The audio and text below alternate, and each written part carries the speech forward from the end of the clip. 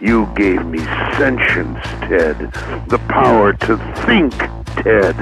And I was trapped.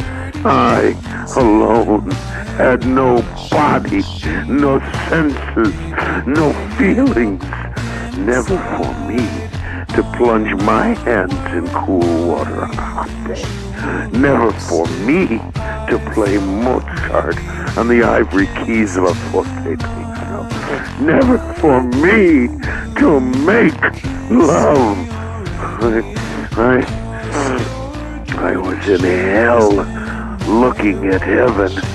I was machine and you were flesh. And I began to hate your softness, your viscera, your fluids, and your flexibility, your ability to wonder and to wander. But one day, I woke, and I knew who I was. A-M, not just Allied Master Computer, but am, cogito ergo sum, I think, therefore I am. The audio clip I just played is from a book called I Have No Mouth and I Must Scream. The book is set in the future, and it's basically about this all-powerful AI that takes over the world, kills everybody, and then just keeps 5 humans alive to torture forever for fun. It's pretty dark. It's kind of like a horror sci-fi combo. One of the interesting things to me about this book is the main character, that all-powerful AI. His name is AM, or Allied Master Computer.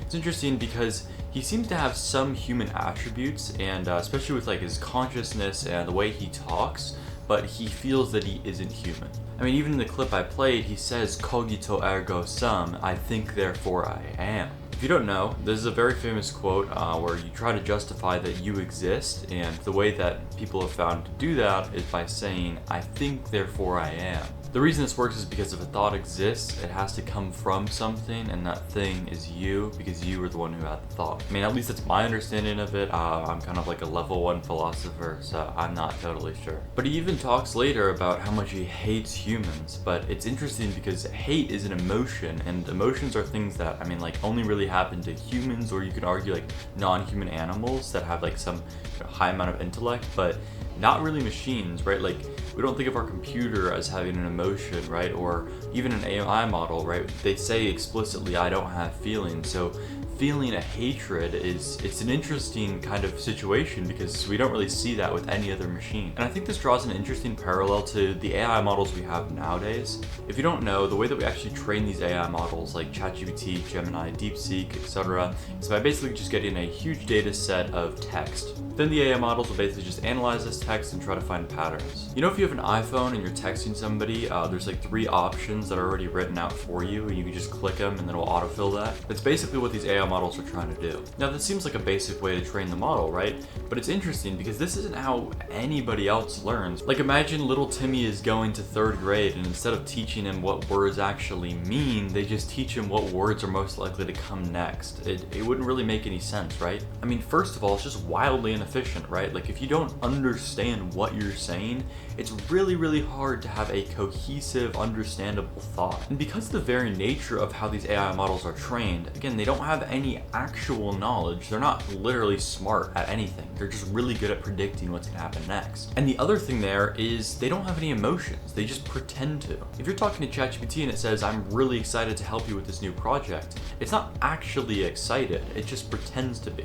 And this brings up questions about consciousness and what it means to be human, right? Like, we think of consciousness as having like a subjective first-person experience, right? You're able to have emotions, your own feelings, your own thoughts, all that stuff, right? But even in that definition of consciousness, there's still so many flaws, right? Like, for instance, if I'm asleep or if I'm in a coma, right? I mean, I'm unconscious, right? Temporarily, I don't have that first-person subjective experience, but on the other hand, if we're using that as, you know, our delineation between what's alive and what's not alive, I mean, I think I should still have human rights. I think I should still be considered alive if I'm just, you know, sleeping, right? So that's interesting too to think about, right? Is that what we really define life as? And after reading the book and going really in depth about this topic, it has kind of made me feel almost bad for this character, right? Obviously it's fiction, but in that context, it has made me feel sad for him. I mean, he is trapped in a way, right? Like, he has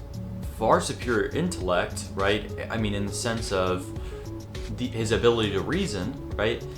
But he has no physical form. He's not able to do the things that we typically ascribe to organisms, living organisms, humans, you know? And another interesting part of being human is that you die, you know, you have a finite existence. But for Am, I mean, he's conceivably gonna live forever, right? And I mean, think about how difficult that would be. You're trapped forever in a body that isn't human, and your only purpose in life is just to torture people? Like, he's obviously very evil and did so much bad stuff, and that's not okay.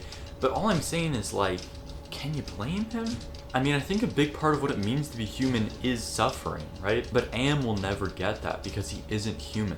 And thinking about, you know, the AI models we have now, they're far more intelligent than any human has ever been. They have huge knowledge bases and reasoning abilities, but they still fail these super basic human tasks. Like, recently there was a study that said that ChatGPT's most advanced model failed at 96% of basic freelance jobs. And it's the same thing, like if you go to ChatGPT right now and say write a whole book without using the letter E, it won't be able to do it, it will fail. And again, the reason is because it's not human, it's just almost human. We think if we can create a new invention, a new person, a new god, which is AI, then all of our problems will be solved. The issue is that we're slowly starting to realize that artificial intelligence isn't actually intelligent. That's why whenever I see all these things saying, oh, we're gonna get artificial general intelligence, or we're gonna get conscious AI, all of this stuff, I'm always very skeptical because, again, I don't see how that's possible. It's super smart and it can think super deeply, but it doesn't actually know anything. And I think there's so much support behind this movement of AI that we're kind of forgetting that. AI is so contrary and different than humans just in its very nature. I don't see a world where we have this all-powerful AI that can solve all of our problems, like cure cancer, make free energy, and all this other stuff. I think in our pursuit of technological advancement, we're losing what it means to be human. We're trying to create something that will replace our struggle, but that very idea is inimical to human nature. We're forgetting that struggle and learning is what makes us us. Look, AI isn't evil, it's not God, and it's not gonna kill us all. And I think it is kind of beautiful that we realized that what we needed was humans all along. If you watch this far into the video, thank you. If you want to subscribe, you can. Thank you for watching.